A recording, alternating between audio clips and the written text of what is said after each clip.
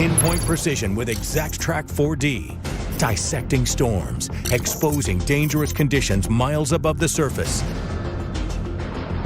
Well, it's been a great weekend. We've been getting a little warmer temperatures. Will that continue into the week? Not as much, but it won't be too bad. Okay. We just have to get through Monday first. We have the chance for some severe weather on Monday. And then after that, it's almost an all clear for us. Sunshine and some pleasant temperatures. Let's take a look, though, right now at our sky cam from the White Room in St. Augustine.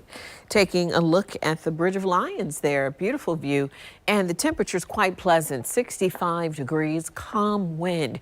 If it were not for a football game on right now, I'm sure plenty of you would actually be outdoors for a nice evening nightcap, because it is beautiful this evening. Taking a look at ExactTrack 40 radar from southeast Georgia to northeast Florida all the way out to our inland counties. We are clear this evening. Going into the evening, though, in the early morning hours, as you can see, we will have cloud coverage continuing for southeast Georgia and northeast Florida. There's also the chance for some fog that will clear up around that 10 o'clock morning hour for us. But let's take a look hour by hour what our forecast will be as far as the potential for severe weather. So around Monday, 1 to 2 p.m. is when we'll begin to see the leading edge of the storm making its way from out west near Valdosta Waycross area, and then cutting through slowly over the next couple of hours after that. By 9 p.m. should be a widespread storm, as you can see, stretching through southeast Georgia and northeast Florida along I-95 and also throughout I-10 all the way out to I-75 and beyond.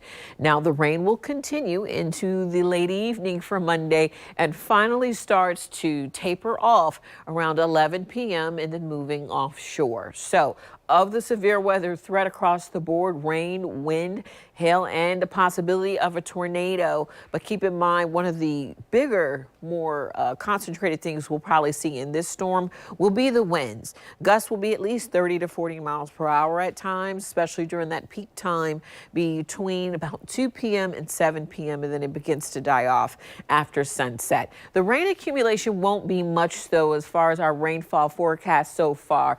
Inland areas such as Waycross might get 2/10 of an inch. Lake City, you might get 1/10 of an inch.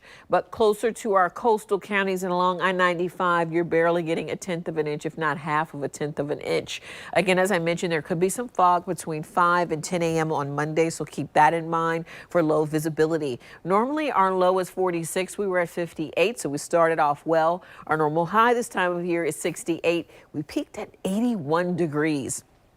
As you can see, across the country, we're cold, but when you come into the southeast, things are much warmer. Temperatures right now, Brunswick at 64, Jacksonville 67, but mid to upper 60s across the board, with the exception of Valdosta at 71.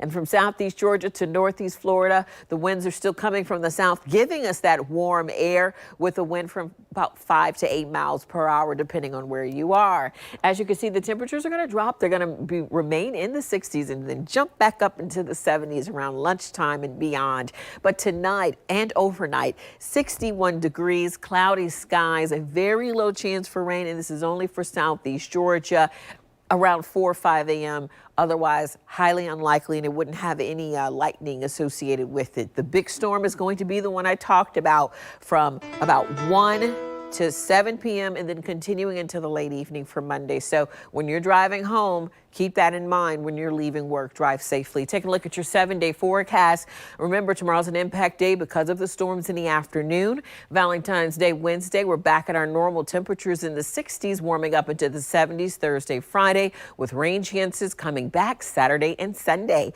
Download the Weather Authority app so you know what's happening weather-wise no matter where you are. Thanks, Jenese.